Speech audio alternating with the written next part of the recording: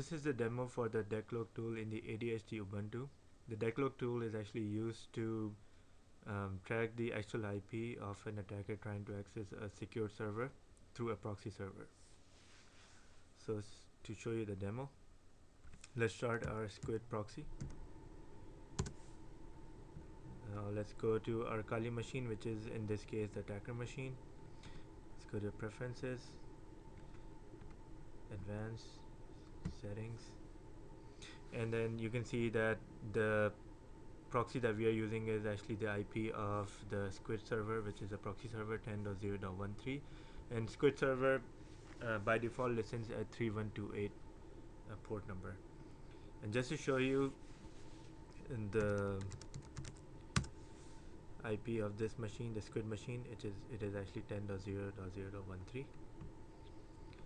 Now let's try to access google.com, and the connection is established because the proxy server is running. Now let's try to kill the proxy server just to show you that the traffic is actually going through the proxy server.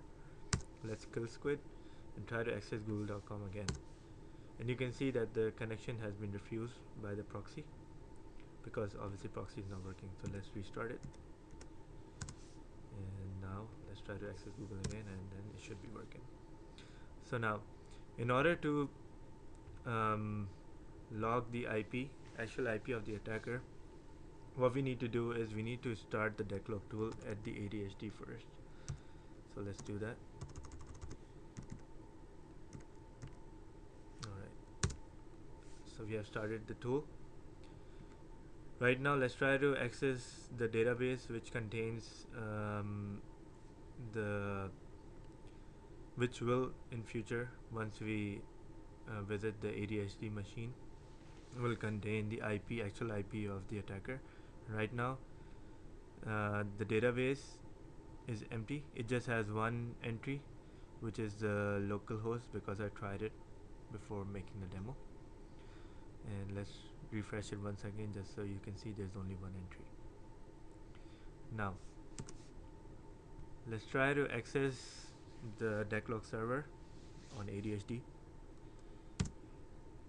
and when we access it, you can see that it gives a red flag because this file actually doesn't have this Java application doesn't have a certificate, an authorized certificate.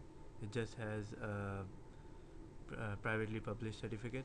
But in real life, how you would use this is that you would actually buy a CA signed certificate so that it doesn't show any red flags to an attacker. So let's proceed, and then let's try to, and before actually I show you, let me show you the IP of this machine, which is the attacker machine. You can see that the IP is 10.0.12. Now let's try to refresh our database, which contains all the entries of the logged IPs, and then you can see there's a new entry added, and the logged IP is actually 10.0.12.